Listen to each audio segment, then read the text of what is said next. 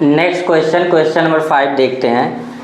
सबसे पहले क्वेश्चन अगर एक बार रीड करते नहीं समझता आप फिर उसको दोबारा रीड करिए। क्वेश्चन को पहले समझिए वो कहना क्या चाहता है। जैसे पांचवा कह रहे in a circle of radius 21 centimetre, कोई सर्कल है जिसका रेडियस 21 सेंटीमीटर है। An arc sustain an angle of 60 degree at the centre, find the, पहला कह रहे द लेंथ ऑफ आर्क, दूसरा बोला area of sector form the arc, और तीसरा निकालना है area of segment form the corresponding chord. Third part मैंने यहाँ पे छोड़ दिया है। यहाँ पे एरिया ऑफ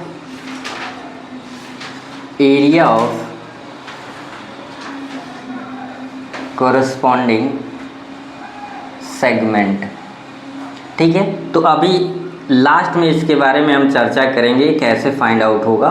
पहले ये दोनों हम निकालते हैं।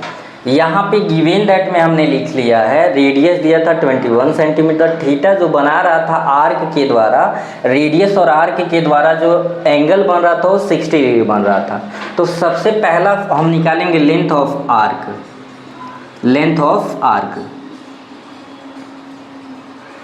आप लोग बताइए लेंथ ऑफ आर्क का फॉर्मूला क्या होता है, पूरा बोलिए।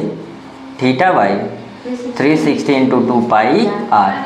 लेंथ ऑफ आर्क निकालने का जो फॉर्मूला है थीटा बाई 360 इंटू क्या होता है 2 पाई आर। इसमें वैल्यू को पुट कर दीजिए। थीटा क्या है आपका 60 डिग्री बाई 360। यहाँ भी पाई की वैल्यू कुछ कंसीडर करने के लिए कहा है क्या, पाई की वैल्यू इसमें कुछ कंसीडर करने के लिए नहीं कहा है, नहीं बोला है बाबू, ध्यान से देखो क्वेश्चन में। क्वेश्चन नंबर 4 में वो बोला है, 5 में कुछ कंसीडर करने के लिए नहीं बोला है।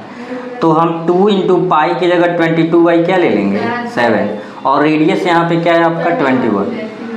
6 टाइम में कट गया 360, 2 1 जा 2, 2 3 जा क्या हो जाएगा 6, 3 7 जा 21 और 7 से 7, यानी टोटल क्या आ गया आपका 22 सेंटीमीटर लेंथ ऑफ आर्क आया। अब ये बताइए आपको दूसरा बोला एरिया ऑफ सेक्टर, क्या बोला है एरिया ऑफ सेक्टर। तो ये भी सिंपल है, इसे भी पहले लिख लेते हैं। दूसरा पार्ट निकाल लीजिए एरिया ऑफ सेक्टर।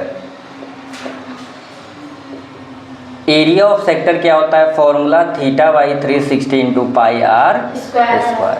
थीटा कितने डिग्री है 60 डिग्री, 360 है, पाई की वैल्यू कितना है, और ये बताओ रेडियस 21 है लेकिन यहाँ स्क्वायर है तो कितनी बार लिखेंगे 21 इंटू 21, 6 हो जाएगा 7 3 जा और 3 2 जा हो गया 6 जा 360, 3 2 जा 6, 3 7 जा 21 और फिर 7 से क्या हो गया कैंसिल, मतलब 7 3 जा 21, 3 2 जा 6।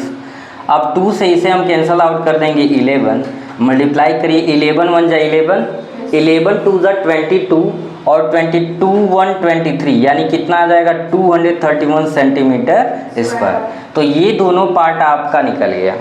अब करना क्या है, आपको कह रहा है कि इससे जो आर्क और इस इंफॉर्मेशन से जो सेगमेंट बन रहा है, तो इस इंफॉर्मेशन से इस एंगल से आपका माइनर सेगमेंट ही तो बनेगा, यानी ये वाला पार्ट इसको मिलाएंगे तो ये बनेगा माइनर सेगमेंट। तो इसी सेगमेंट का माइनर सेगमेंट, इसी माइनर सेगमेंट का हमें क्या निकालना है एरिया निकालना है, ठीक है। तो आपको करना क्या है, बस इस एरिया ऑफ ट्रायंगल निकालना है और सेक्टर में से सबट्रैक्ट कर देना है। तो इसके लिए मैं यहीं पे थोड़ा सा एक कैलकुलेशन आपको दिखाना चाहूँगा। देखिए यहाँ पे अगर हम नाम यहाँ ले ले ओ ए बी, ध्यान से समझेंगे, ये 21 है, ये भी 21 है और ये आपका 60 डिग्री है। तो एक प्रॉपर्टी हम जानते हैं कि angle opposite to equal side क्या होता है वो इक्वल। तो अगर हम ये 21 है इसके अपोजिट एंगल को x माने तो इस भी तो आपका क्या हो जाएगा x। अब हम जानते हैं ट्रायंगल के तीनों इंटीरियर एंगल का सम कितना होता है 180, तो x 2x हो गया, 180 में 60 सबट्रैक्ट करेंगे 120 और यहाँ से x कितने डिग्री आ गया 60 डिग्री। आप चाहो तो इसे भी प्रॉपरली यहाँ साइड इसके जस्ट नीचे क्या करेंगे नोट कर लीजिएगा समझने के लिए। तो ये सारा जब एंगल 60 डिग्री का हो गया तो ये क्या बन गया इक्विलेटरल ट्रायंगल बन गया। क्या बन गया इक्विलेटरल ट्रायंगल। तो लिखेंगे because triangle O A B is अ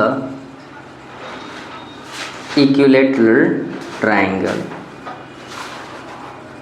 तो लिखेंगे therefore area of triangle O A B.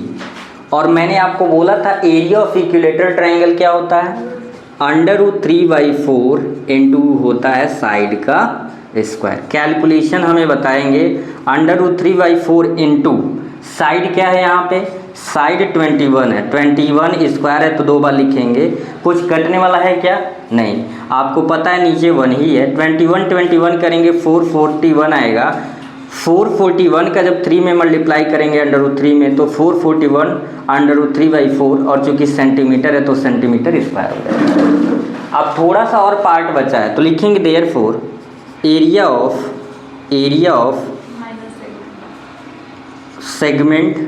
अगर माइनर लिखना है तो माइनर लिख लीजिए, कॉरस्पॉन्डिंग लिखना है तो कॉरस्पॉन्डिंग, चूँकि कॉरस्पॉन्डिंग दिया हुआ है। एरिया ऑफ सेगमेंट क्या होगा, area of corresponding sector minus area of triangle. तो एरिया ऑफ कॉरस्पॉन्डिंग सेक्टर क्या आया है 231, और एरिया ऑफ ट्रायंगल क्या आया है 441 √3/4।